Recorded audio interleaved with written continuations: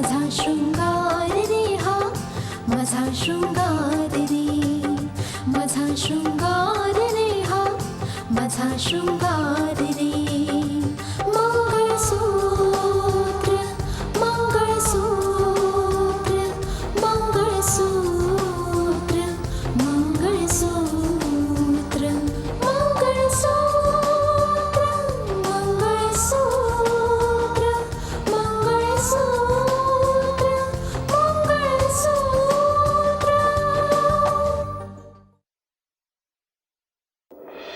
माणसाने स्वप्नामध्ये कितीही हातपाय मारले म्हणून तो त्याच्या ध्येयापर्यंत नाही पोहोचू शकत, कारण की स्वप्न शेवटी स्वप्नच असतात. नाही पप्पा, मला आता हे समजत नाहीये की रघुवीर यांना कसं सांगायचं आहे की रितिका तुमच्या घरची सून नाही बनू शकत. कसं सांगणार आहे मी? हा रितिकाचा चांगुलपणा आहे की एवढं सगळं झाल्यानंतर सुद्धा तिला सून म्हणून तिची कर्तव्य पार पाडायची आहेत. त्याच दिवसापासून माझ्या मनामधला तुमच्याबद्दलचा आदर खूप वाढलाय. पण काही गोष्टी अशा असतात रघुवीरजी, ज्या गोष्टी मान सन्मानापेक्षा मोठ्या होऊन बसतात. जेव्हा गोष्टी भावभावनांच्या असतात आणि त्याच गोष्टी पुढे त्या माणसाला वेळोवेळी आपले निर्णय बदलायला हतबल करतात. कोणाबद्दल बोलताय तुम्ही? तुमच्या पत्नीबद्दल बोलतोय. त्यांचं बोलणं ऐकून त्या दिवशी असं वाटलं की कदाचित त्यांना हे आवडलेलं नाहीये की रितिकाने तुमच्या घरची सून व्हावं. तुमच्या पत्नीच्या बोलण्यामुळे माझ्या घरामध्ये काही नवीन हालचाली सुरू झाल्या. लग्नाची बोलणी तर मी पक्की केली होती तुमच्याशी. रितिका फक्त तुमची नाही, तुमच्या संपूर्ण घराची, तुमच्या परिवाराची सून होणार होती. सून होणार होती म्हणजे? होती म्हणजे काय म्हणायचंय तुम्हाला? रघुवीर अहो, रितिका आता तुमच्या घरची सून नाही बनू शकत. तुम्ही विचारा तुमच्या पत्नीला की त्यांचं माझ्या पत्नीशी फोनवरून काय बोलणं झालं. विचारा त्यांना. नाही, हे बघा जज साहेब, जर असं काही घडलं असेल तर तुम्ही माझ्याशी बोलायला हवं होतं. आपल्याला कधी कधी बोलायचा सुद्धा अवधी मिळत नाही रघुवीरजी. फक्त निर्णय घेतले जातात. तुम्ही लग्नाची जी काही तयारी करत असाल ती लगेच थांबवा. हे काय बोलताय तुम्ही?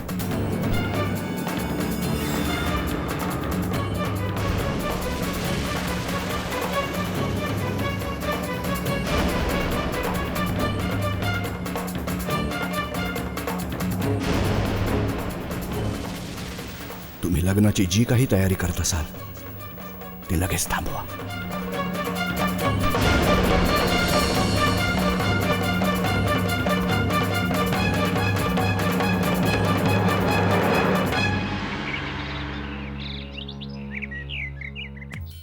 एकीकडे रितिका या जिल्ह्याची कलेक्टर बनली आणि दुसरीकडे ती त्या घरात सून म्हणून जाणार. या दोन्ही गोष्टी आपल्यासाठी खूपच खतरनाक आहेत. खतरनाक तर आहेत मॅम, पण ती गुलशन साहेबांवर हात नाही टाकू शकत. होऊ शकतं की ती आपल्या माणसांवर हात टाकण्याचा प्रयत्न करेल, आणि जर एक सुद्धा माणूस तिच्या तावडीत सापडला ना तर मग खूप कठीण होऊन बसेल. समजतच नाहीये मला, तिला थांबवण्याचा कुठला मार्ग आहे? असा कुठला मार्ग आहे ज्या योगे आपण तिला थांबवू शकू? हे बघा मॅम, ताकदीचा विचार करता आपण तिचं काहीही वाकडं करू शकत नाही. कारण की तुम्हाला तर माहितीच आहे की मागच्या वेळी कशा प्रकारे धमकी दिली होती तिने. आता तिच्याकडे पॉवर आहे, ती काहीही करू शकते. हो, कलेक्टर बनल्या बनल्या तिने अशी लक्ष्मण रेखा काढून ठेवलीये ना, ती पार करता येते ना तिथून मागे जाता येते. आणि जर गप्प बसून राहिलो ना तर मग तिच्या पुढे जाणाऱ्या पावलांना खीळ घालणं खूपच कठीण होऊन बसेल. एक मार्ग आहे तिच्या पावलांना थांबवण्याचा.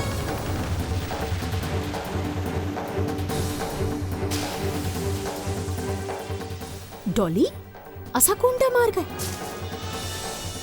ज्या योगे तिला थांबवता येऊ शकतं? मॅम, तोच मार्ग जो सरांनी राकेशसाठी वापरला होता. त्या पोलिसांच्या शिपायाला बघा, साहेबांनी कायद्याच्या शस्त्राने संपवलं. मग आता तीच पद्धत आपण अवलंबली तर. पण राकेश तर एक ATS ऑफिसर होता आणि ही जिल्ह्याची कलेक्टर आहे. एवढं सोपं नाहीये. मॅम, तुम्ही तेवढाच विचार करता जेवढा मी बोलतीये तुम्हाला. पुढचा विचार करा ना. मला नीटसं समजलं नाहीये. अच्छा, हे सांगा मला, असे किती ऑफिसर्स असतील जे रोज लाच घेत नाहीत? आणि किती असे ऑफिसर्स आहेत जे रोज करोडपती होण्याचं स्वप्न पाहत असतात? दुसरं काही नाही तर आपण हे तर निश्चित करू शकतो, एकदा मॅम ती लाचखोर ठरली की मग सर तिला नोकरीवरून पण काढून टाकू शकतात. वा डॉली, ही तर तू खूपच चांगली कल्पना सांगितलीयस. यापेक्षा चांगली कल्पना तर असूच शकत नाही.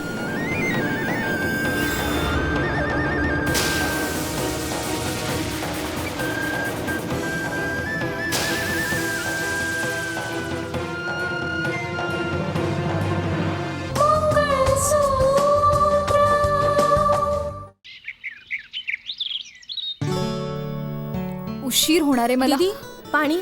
एक मिनिट थांब. आरामात दीदी. उशीर होईल मला. ऑफिसला चालली आहे रितिका? हो काकी. पूर्णपणे आनंदाने भरून गेली ना तू? तसंही सासू सुनेमध्ये एवढं प्रेम मी तर कधीच नाही पाहिलं. चांगलं आहे, खूपच चांगलं आहे. आणि तसं सुद्धा प्रेम का नसायला पाहिजे? अरे, अशा प्रेमाचा तर आदर्श ठेवायला पाहिजे. बरं, पण रितिका, एक गोष्ट सांगू? हा, ही साडी ना तुझ्यावर अजिबात चांगली दिसत नाही. अगं, माझी सुद्धा इच्छा आहे की तुला नवरी म्हणून नटलेली बघावं. आणि तसं सुद्धा तुझे नटण्या मुरटण्याचे दिवस आहेत. मनातून तू हे लग्न मान्य केलेलंच आहेस ना? काकी तू माझी मस्करी करायला आलीयस का? अगं, असं कसं बोलतेस तू रितिका? मी तुझी मस्करी करू शकते का? मी असं काय बोलले एवढं? मी फक्त असं ऐकलं की राहुल घरी परततोय आणि त्यामुळेच तर असू दे, जर तुला वाईट वाटत असेल तर जाऊ दे. तसं सुद्धा मी जे बोलते ते मनाला खूपच खुपतं. काकी, मला असं म्हणायचं नव्हतं.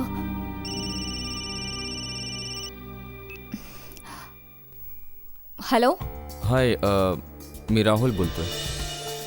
हा, तुम्ही? हो, मी आजच आलोय आणि आल्याबरोबर मला लग्नाबद्दल समजलं.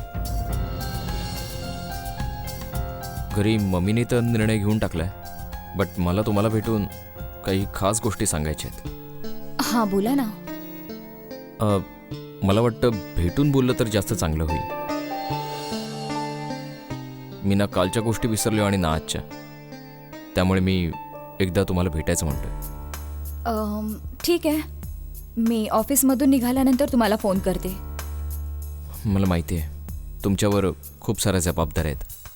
मी संध्याकाळी तुम्हाला फोन करतो. ठीक आहे, बाय. बाय.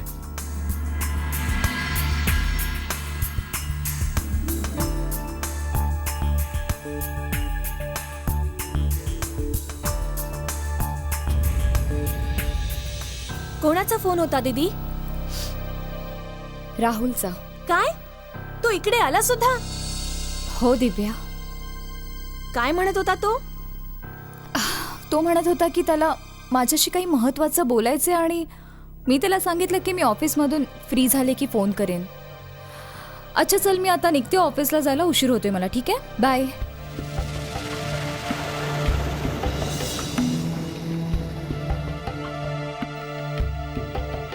पाहिलास, काढून घेतलं की नाही?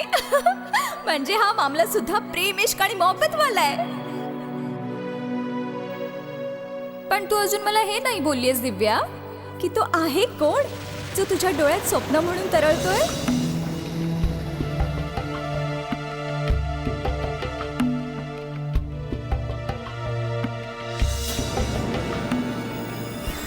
तो म्हणत होता की त्याला माझ्याशी काही महत्त्वाचं बोलायचं आणि मी त्याला सांगितलं की मी ऑफिसमधून फ्री झाले की फोन करेन.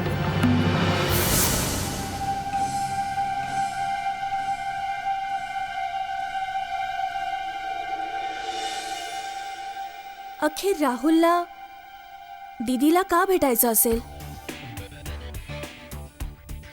काय कारण असू शकतं? कदाचित असं तर नसेल की जी गोष्ट माझ्या मनात आहे तीच गोष्ट राहुलच्या मनात सुद्धा असेल. असं तर नसेल की दोन्ही बाजूला प्रेमाची आग लागलीये. पण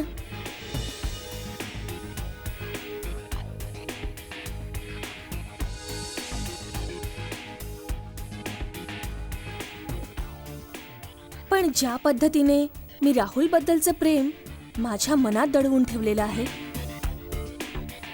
कदाचित असंही असेल की राहुलने सुद्धा आपल्या मनातली गोष्ट आपल्या मनात ठेवली असेल.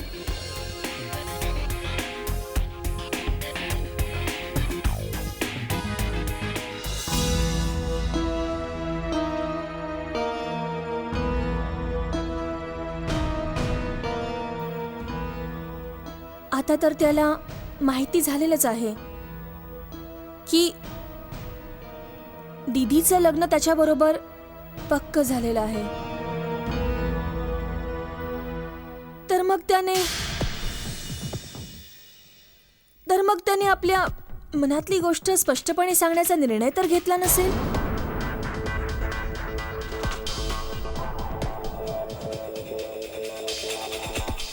पण दीदीने तर त्याला संध्याकाळी बोलावलेलं आहे.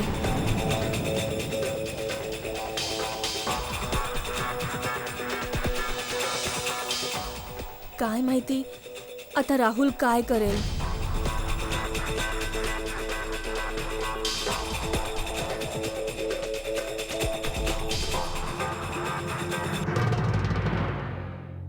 हो, आम्ही सुद्धा खूप आनंदी आहोत रितिकाच्या या सगळ्या यशामुळे. हो, मी तुम्हाला फोन करते. नमस्कार आंटी. अरे राहुल बेटा, तू अचानक? खरं म्हणजे आंटी, मला ममाने सांगितलं की तुम्हा लोकांमध्ये काहीतरी लग्नाची बोलणी झाली आहेत म्हणून.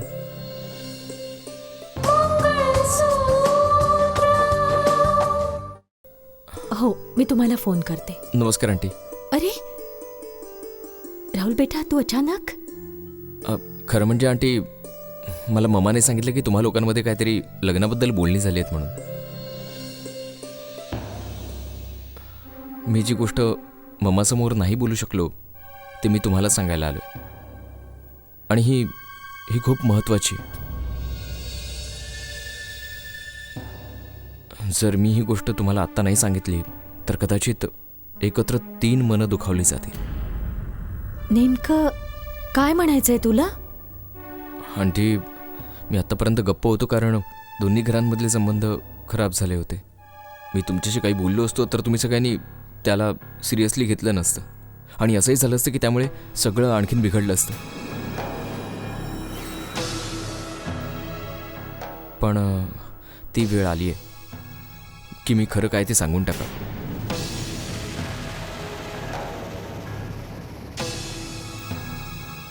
बेटा, तुला जे काही बोलायचंय ते स्पष्टपणे बोल ना.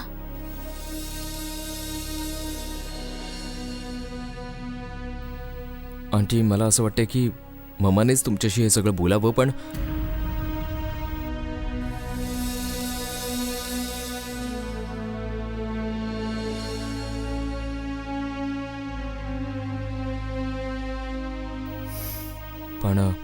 अनफॉर्च्युनेटली मला तुमच्याशी बोलावं लागतंय.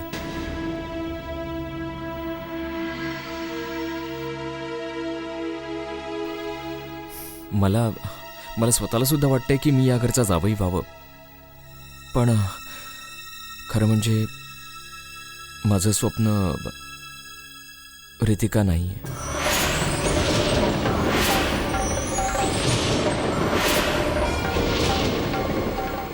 मी नेहमीच दिव्यला स्वतःच्या स्वप्नात पाहिलं.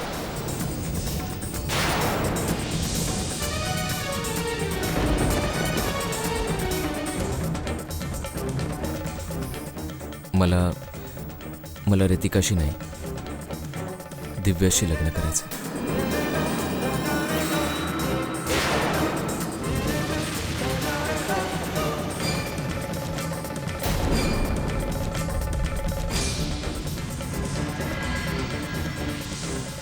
बडबड बंद कर तुझी.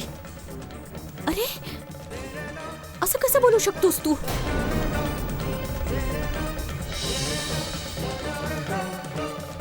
आम्ही तुझं लग्न रितिकाशी ठरवलं होतं, त्यामुळे बस रितिकाशीच होईल तुझं लग्न.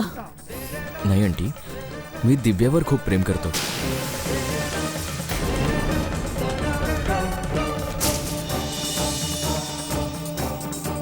खरं तर दिव्याला सुद्धा मी तेवढंच आवडतो.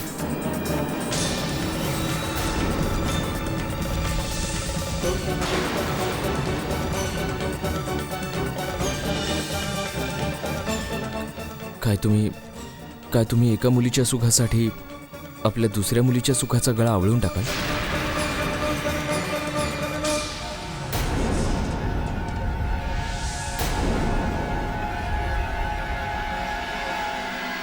आंटी, माझ्या प्रेमाखातर नका करू.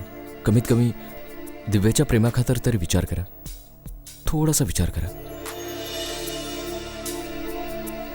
नाही, असं नाही होऊ शकत. आम्हाला रितिकाचं लग्न दिव्याच्या आधी करायचंय. आणि तू इथे दिव्याबद्दल बोलणी करायला आलास राहुल?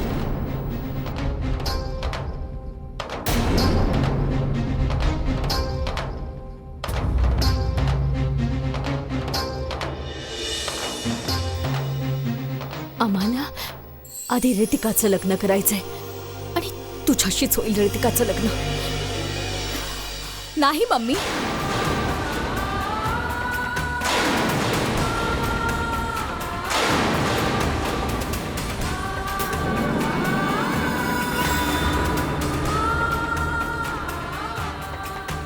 हे तू काय बोलतेस मम्मी? माझ्या बहिणीच्या आनंदाचं दान माझ्या पत्रात टाकणार आहेस?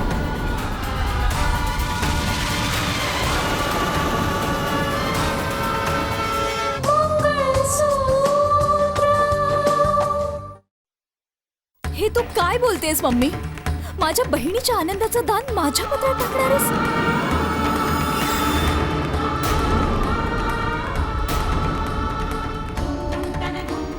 मम्मी, हे सगळं करून माझं आयुष्य आबाद नाही होणार आहे. असं नको म्हणू दीदी. खरं म्हणजे राहुलवर तुझा चूप. हक्क आहे. एकदम चूप. वेडी झालीयस का तू? हे तर चांगलं झालं की राहुलने येऊन आपल्या सर्वांना सगळं खरं खरं सांगितलं. नाहीतर मम्मी अनर्थ होऊन गेला असता.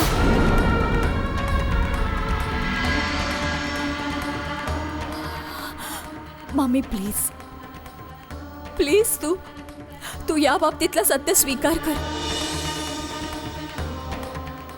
रागावून काहीच फायदा होणार नाहीये.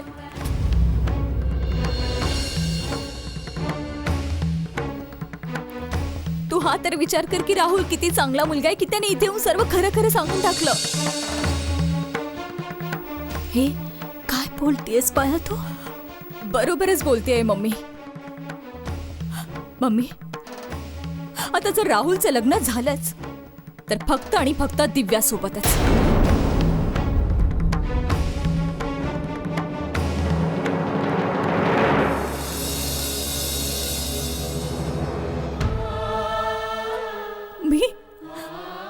मी हिच्या डोळ्यामध्ये अश्रू नाही पाहू शकत.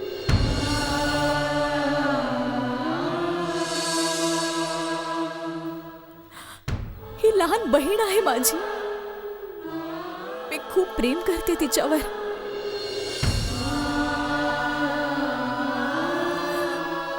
आणि राहुल दिव्याचं प्रेम आहे आणि दिव्यालाच मिळेल ते.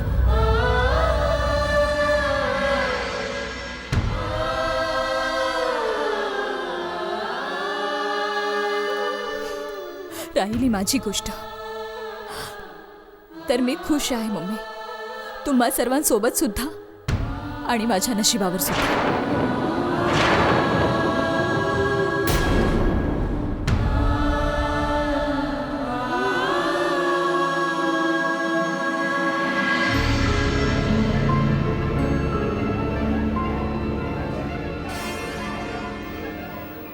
तू ही गोष्ट आम्हाला अधिकाने सांगितलीस.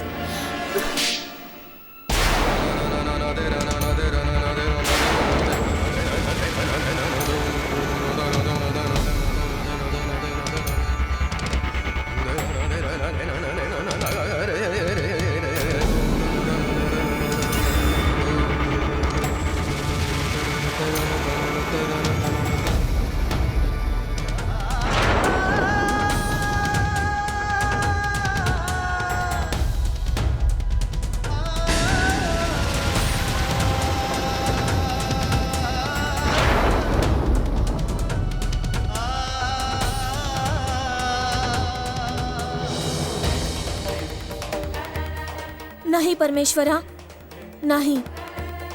दीदीचं सुख सुद्धा यामध्येच आहे ना, की ती त्या घरची सून म्हणूनच नांदेल. मग मला तिच्या सुखाच्या आड नाही यायचं आणि ना तिच्या दुःखाला कारणीभूत व्हायचंय मला. प्लीज परमेश्वरा, प्लीज. राहुल आपल्या मनातली गोष्ट दीदीला सांगता कामा नये.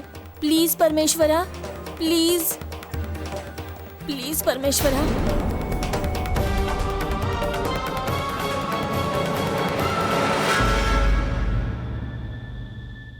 कच्च्या धाग्याने गुंफला हा संसार रे, पतीचे प्रेम रे हे जीवन